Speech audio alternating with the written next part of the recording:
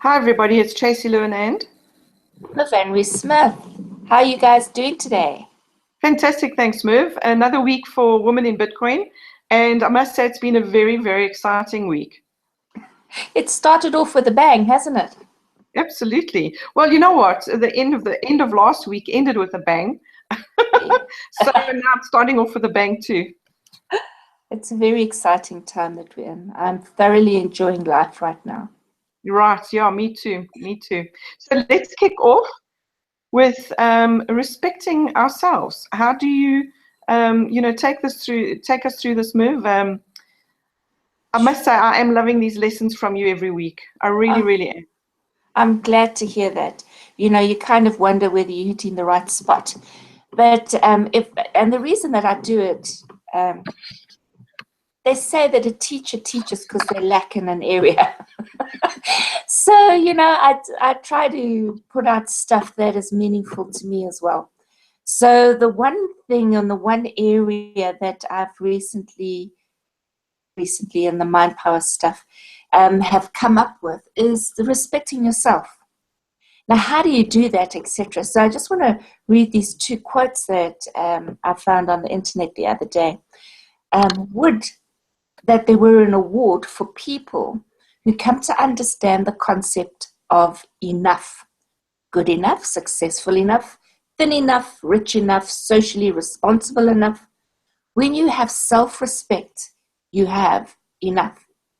And that's Gail Sheedy.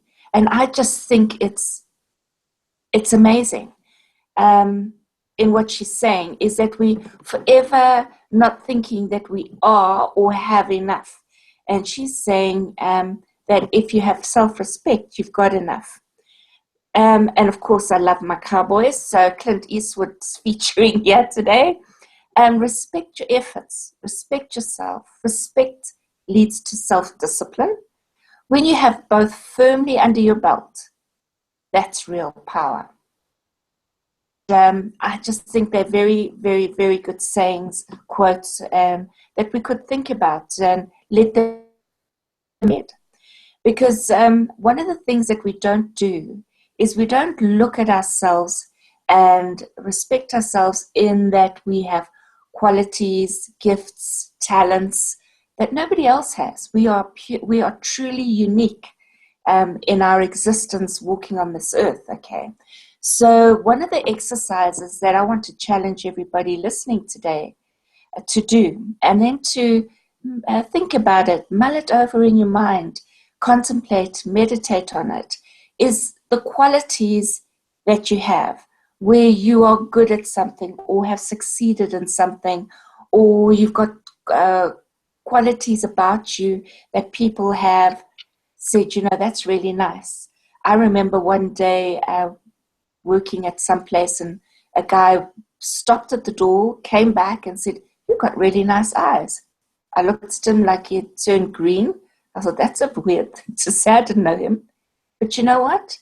That's what people see, and we need to acknowledge that. So make a list of the stuff where you know that you're good at. You know that these are qualities that other people enjoy and that you enjoy. Start showing yourself respect. And when you're trying to get to do something that you feel inadequate on, realize that you have all these qualities and that you can do it. Tracy, you said something yesterday about procrastination. What was that? I said that if there's something that you're doing in your life and you or some things that you have to do and you are procrastinating, it's actually a sign that it's not something that you want to do and you're not comfortable with and you're actually not confident doing it, because that's what procrastination is. If you are excited to do something, and which led me also to say that very often we try and fix our weaknesses. We focus on our weaknesses rather than Yes. focusing on our strengths, because our strengths is where it makes us feel good because we can do it and it's effortless. If you think Correct. about it, I might be doing things that people think, oh, Tracy, you're really good at this, and I might be saying, actually, but it's so easy. Yeah. only because it happens to be one of my strengths. Yeah. So focus on your strengths. I think I personally am quite self-critical in a lot of ways. And sometimes I have to stop myself and say, rubbish, stop being so critical. Well, that's just it. Tracy, how often do we talk down to ourselves and we sort of say, oh, you're silly, you're an idiot or whatever, when we're making mistakes? So now let me ask you this question. If you had a best friend and they spoke to you the way you speak to yourself, would they stay your best friend? I don't think so. No.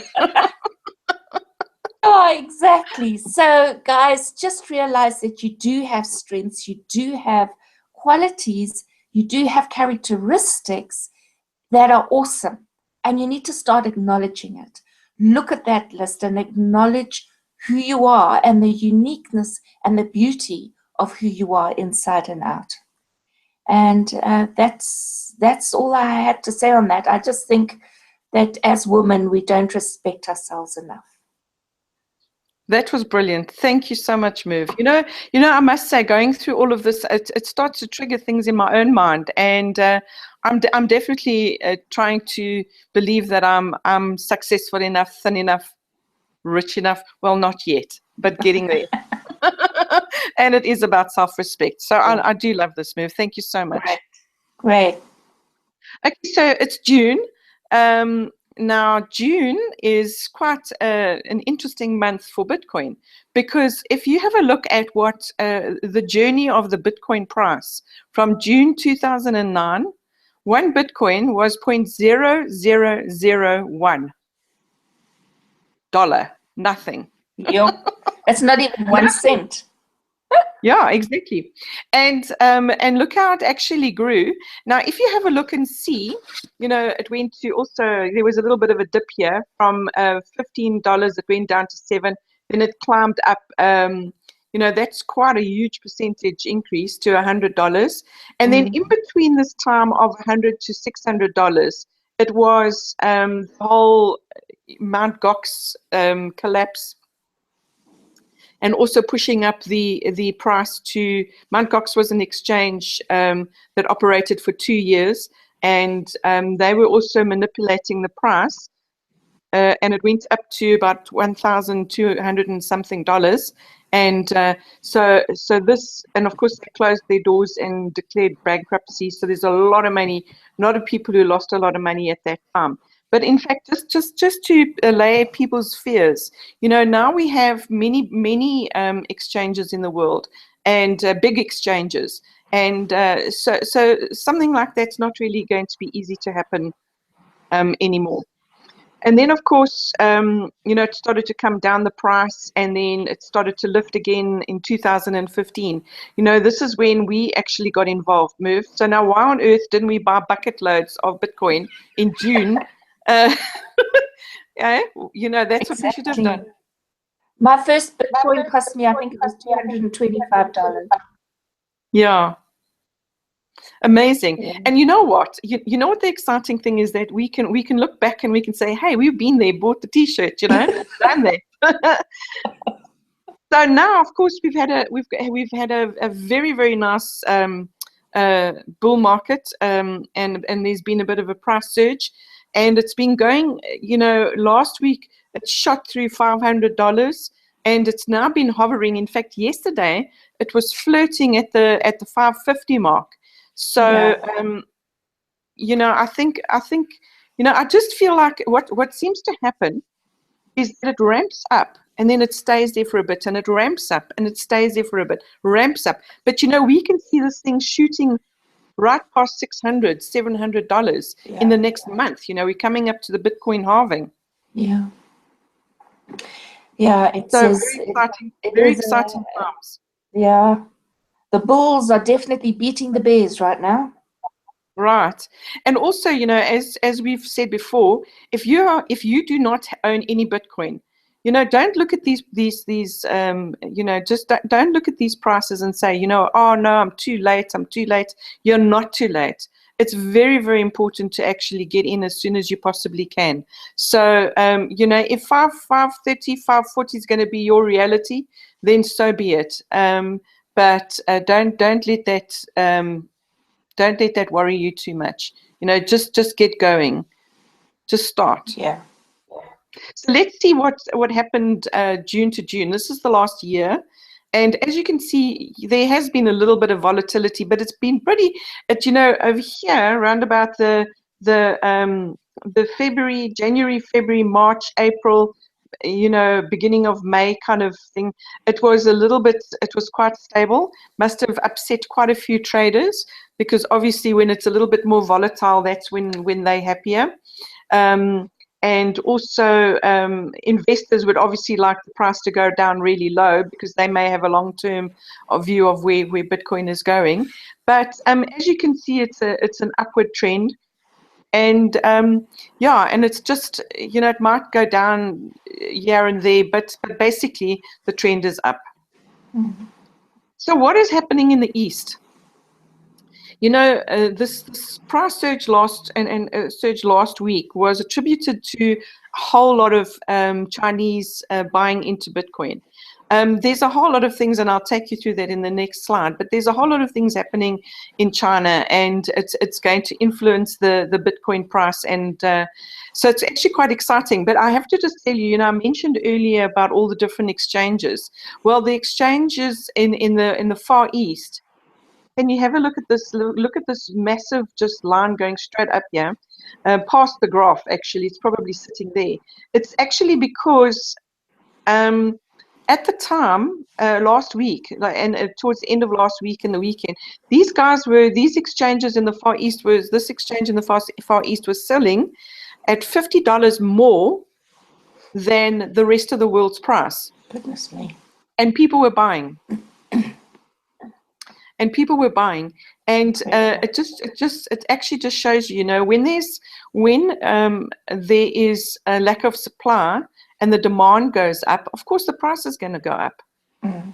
You know, it is definitely going to go up, and this is exactly what we were experiencing here. These Chinese buyers just thought, oh well, whatever, you know, I have to get into Bitcoin. I don't care that the price is $50 more than the rest of the world. I'm just buying, and that's actually what happens. But what is causing this behavior?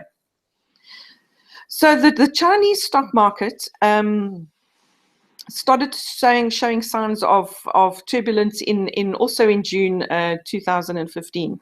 And what actually happened in that month is the Shanghai Stock Exchange and the value of A shares lost a third of their value. Wow. So of course this is going to cause a bit of panic for investors. So the other thing that they have to be concerned about is the fact that, you know, China is worried about capital flight as well. So they've got a lot of controls in place. So you can't just send out your yuan. And also the other thing is, besides not being able to send it out, it's also increasing, or rather it's also devaluing, you know, as the months go by, which makes people want to move into moving their money via black market to get it offshore. But also the investors are moving into Bitcoin, which we saw. Yeah. But let's just quickly talk about the yuan. You had an interesting fact about the new yuan that was just recently launched, end of April. Yeah, in April, China, well, let me just go back a little bit before what happened to their currency, is that in the old days, you know, when things were black and white, as my son would say to me, every fiat currency was backed by gold. So a country would hold the equivalent in gold, bullion, to the amount of currency that they had in paper money, fiat currency. Well, that stopped. And everything, in fact, what happened was America bought up just about all the gold that was in the world at that stage. And so everything was pegged against the US dollar. That all then fell away. The US decided they didn't need to keep gold anymore, that their fiat currency was not going to stay connected. and but everybody was still pegged to the dollar. So the Chinese have decided they are not prepared to stay pegged to the US dollar, and they want to go back to having bullion backing their currency. So that's exactly what they've done. They've been buying up gold like crazy, and they launched a new yuan currency last month that is purely backed with gold, with bullion, which is very interesting. Yes, and if you actually have a look at the gold stats that's been happening over the last few years, there's been a steady rise of gold moving to the east. So it's been moving to China, to Russia, to India, and to Turkey. And those are the countries that are buying up most of the gold. And in actual fact, they are buying more gold than we are getting out of the ground. So somebody somewhere is selling off their gold, and gold's also pretty, it's also been losing value. So every now and then it's sort of, it's just one of those things, that actually happens with that market as well. It's also loses value, then it might gain a bit, and then it loses a bit, and so it goes on. But obviously gold is still very important in our lives. And but having said that, digital gold is far becoming my most important commodity. Yeah. Exactly. Okay, so just here is a fact. Now, just apparently, 80% of Bitcoin mining operations are within China's borders. And if you go onto YouTube, you can actually watch a couple of videos of life in the secret Bitcoin mine. And anyway, here's a snapshot, and you can see, look at all these wires. This is what a mine looks like. And they have huge extraction fans, huge cooling fans, because these miners, that's the computer is called a miner, have to run 24/7, and they generate huge amounts of heat. So these guys actually eat there, they sleep there, they work there, and 24/7 somebody is awake checking out what's going on in this mine. So no shovels required, as you can.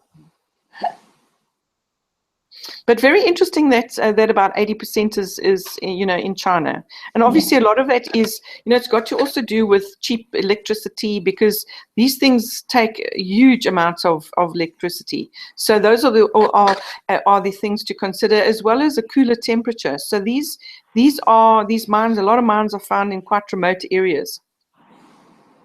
Yeah, very interesting. Okay, Roger Ver is known as the Bitcoin Jesus, because he was right in the beginning, and he's been preaching about Bitcoin for ever since he's been involved. And he's also an angel investor, and he lives in Japan. And this is the tweet that he actually put out about last Friday. Today is the second most congested day in the entire history of Bitcoin. We need more capacity now. So we need some more capacity. Now, what's going to happen when we come to the halving, because there's been lots of debate about the block size. There's been lots of debate about putting in other systems. So, yeah, it's going to be very, very interesting. I just think this price is just going to go mad. Yep, I think we're all feeling that right now. That's for sure. So I think June is going to be a very, very exciting month to watch Bitcoin pricing.